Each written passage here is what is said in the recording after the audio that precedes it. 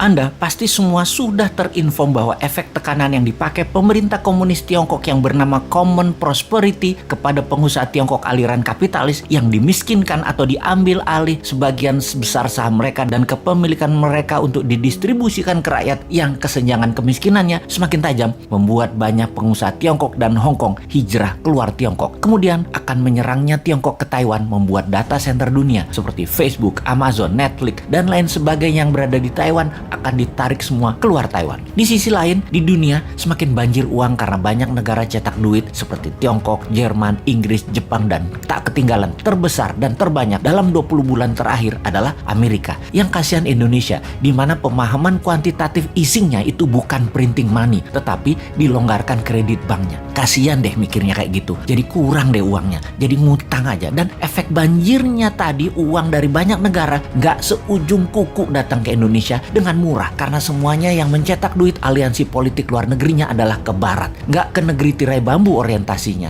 versi negara tetangga yang memuja negara oriental. Maka banyak sekali yang melakukan pekerjaan pivoting bisnisnya ke safe haven country. Siapa safe haven country tersebut? Siapa lagi kalau bukan Singapura? Kapitalis Tiongkok, Hong Kong, dan Taiwan pindah besar-besaran ke Singapura saat ini. Bahkan istrinya Jack Ma beli properti di Marina Bay, 2 bangunan senilai 75 juta dolar dirubuhin dan dibangun baru agar terkoneksi. Bayangin, 75 juta dolar dirubuhin, senilai 1 triliun rupiah dibeli hanya untuk dirubuhin. Coba, uang-uang tadi di sisi banyak negara aliansi barat tadi ternyata mencari aliran proyek yang bagus untuk mereka investkan. Banjirnya uang ini ditambah banyaknya proyek bagus, ini era disebut lazy money era. Dan sungguh, saat inilah lazy money era tersebut. Kalau sahabat punya perusahaan yang sifatnya disruptor, scalability-nya besar dan jangka panjang ke depannya, uang di lazy money pasti akan ke Anda. Uang di lazy money pasti akan ke Anda tanpa Anda yang cari. Anda cukup jadi cantik dan stand out, pasti dilirik. Tak usah genit-genit mepet-mepet murahan,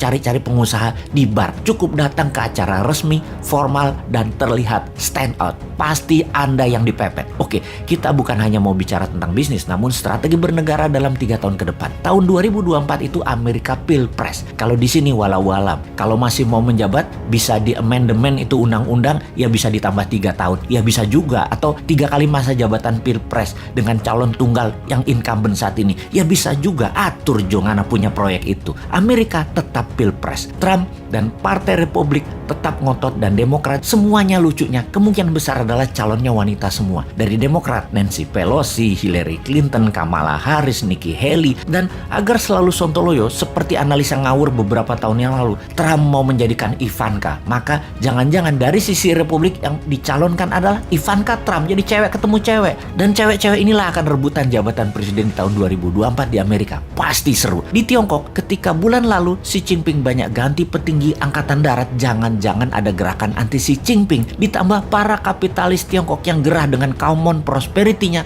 mulai bergerak, membuat ekonomi Tiongkok resesi karena pemerintah Tiongkok, pemerintah komunis Tiongkok harus membail out Evergrande. Apapun itu, kok kita melihat peluang yang banyak ya? Gini deh, kalau ternyata dengan peluang itu semua, ternyata Indonesia malah ikut resesi, sulit energi, negara chaos, pengusaha Indonesia tidak bisa tarik investasi, pemerintah tidak juga bisa tarik peluang mempermudah arus uang, kayaknya memang kalian dan yang mau menari di 2024 yang mirip-mirip platform bernegaranya, gak usah tanding deh di 2024, repotin aja lu para old mind.